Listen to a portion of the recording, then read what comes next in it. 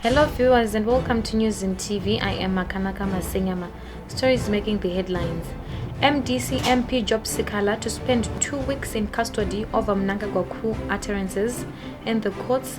Econet dragged to court over $1,500 rental arrears in business. Bank workers drag employers to court over US dollar wage demands. In sports, ex-ZEFA President Philip Chiangwa sucked into Warriors' revolt scandal. News in greater detail. MDC Deputy National Chairman Job Sikhala finally appeared before Masvingo Provincial Magistrate Mnangagwa Gofa in Bikita on Thursday and was remanded in custody to 24 July.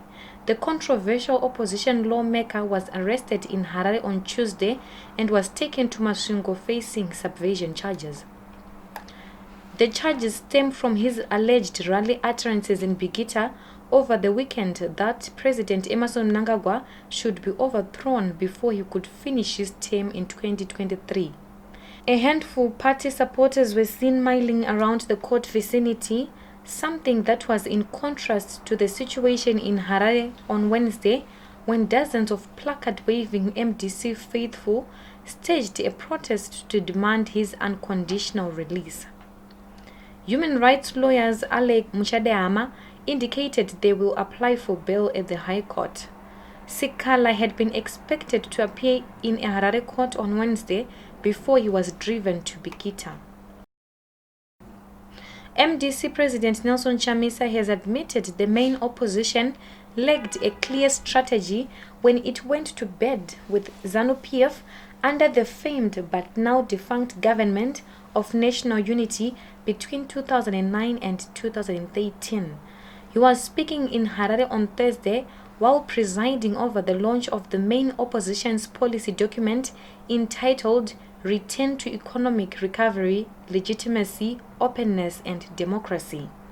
Chamisa, who was ICT minister during the tenure of the hybrid administration, told party followers and some invited delegates that their participation in the GNU was a mistake as they had no plan at all of what to do when they got in.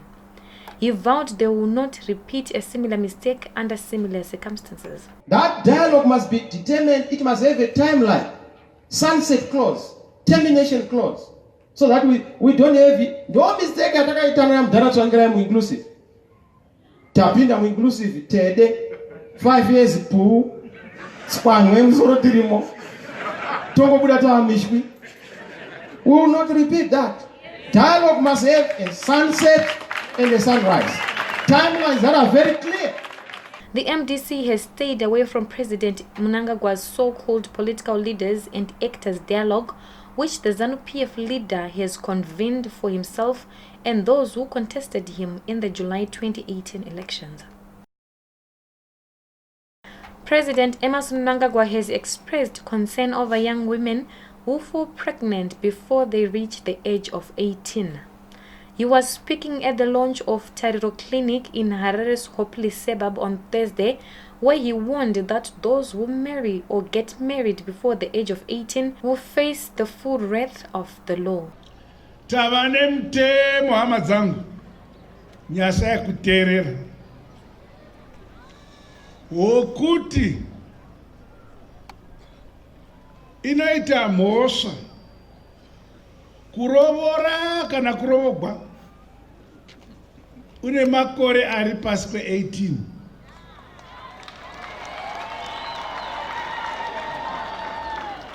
Saka vakomana nevasikana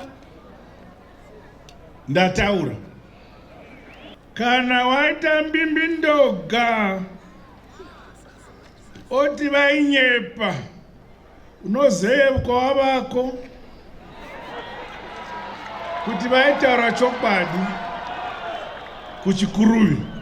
In an earlier address at the same event, Finance Minister Mthuli said about 21% of young women in Hopley area are involved in child marriages. The Hopley area, Your Excellency, with 200,000 people, of which 65,000 again designated as youthful.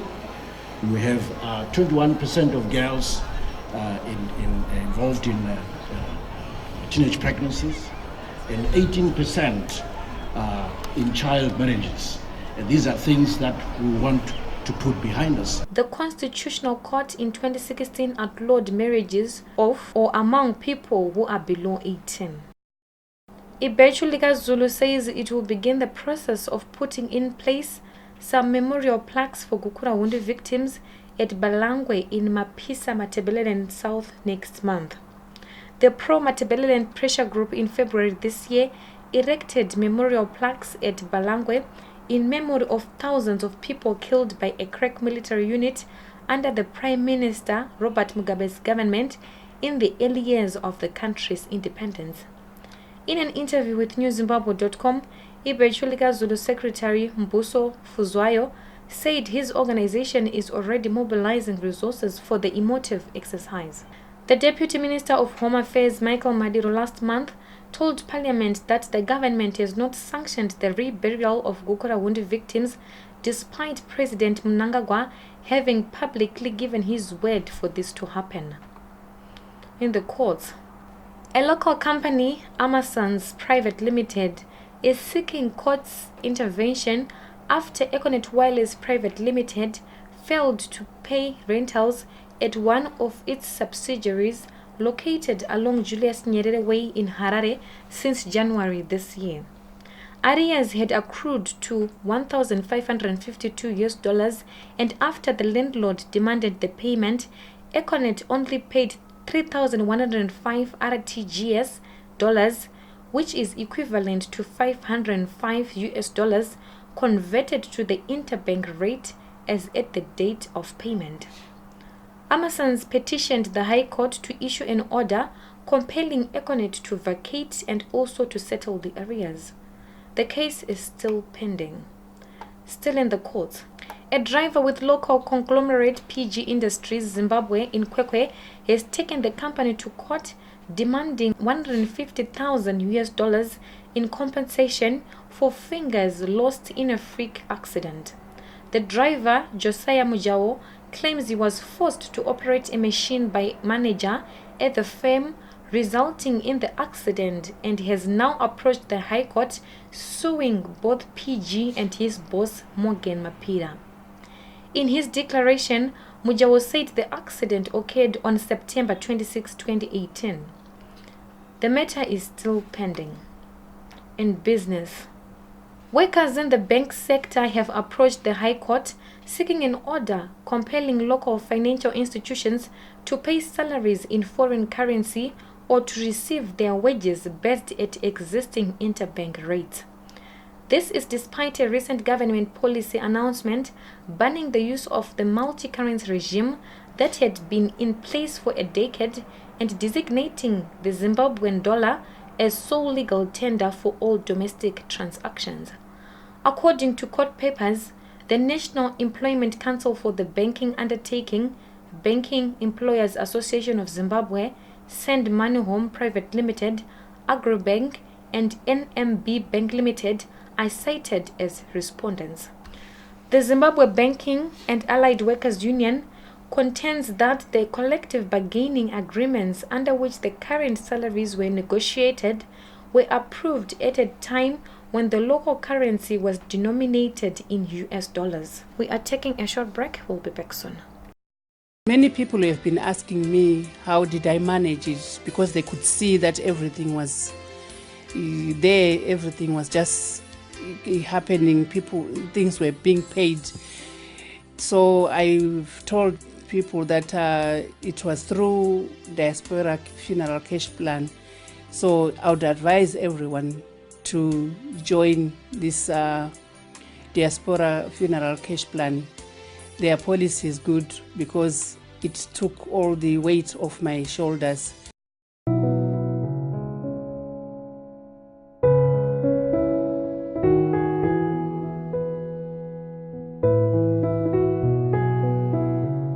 We end with sports. Former Zimbabwe Football Association President Philip Chiangwa, ex-deputy Omega Sibanda, and board member Chamunorwa Chiwanza have been fingered in the chaos that rocked the senior national team's AFCON participation recently. At a media briefing in Harare on Thursday, Ziva President Felton Kamambo accused Chiangwa of being behind phone calls to Warriors players in their Egypt camp, telling them they were being shortchanged by the football mother body, which they claimed was paying supporters who traveled with the team some $400 each, while the players were promised $1,500 each. We are disappointed that former President Philip Chiangwa and the former Vice President Omega Span, Executive Committee member Chiwanza, working with others, have been trying to destabilize the tranquility that has prevailed in local football since the new board took over. We have since reported these individuals to FIFA, CAF, and COSAFA. Chiwanza has since been suspended, while Zifa has written to regional football mother body COSAFA to recall Chiangwa, who is its president and is a top figure within CAF and FIFA. To end this news bulletin, here's a recap of headlines once more. MDC MP Job Sikhala to spend 2 weeks in custody over Mnangagwa coup utterances in the courts. Econet dragged to court over $1,500 rental arrears. In business, bank workers drag employers to court over $US wage demands. And in sports, ex-Zifa President Philip Chiangwa sacked into Warriors revolt scandal. Reporting for newszimbabwe.com, I am Makanaka Masenyama. For this and more stories, visit our website www.newszimbabwe.com and subscribe to our YouTube channel, News in TV.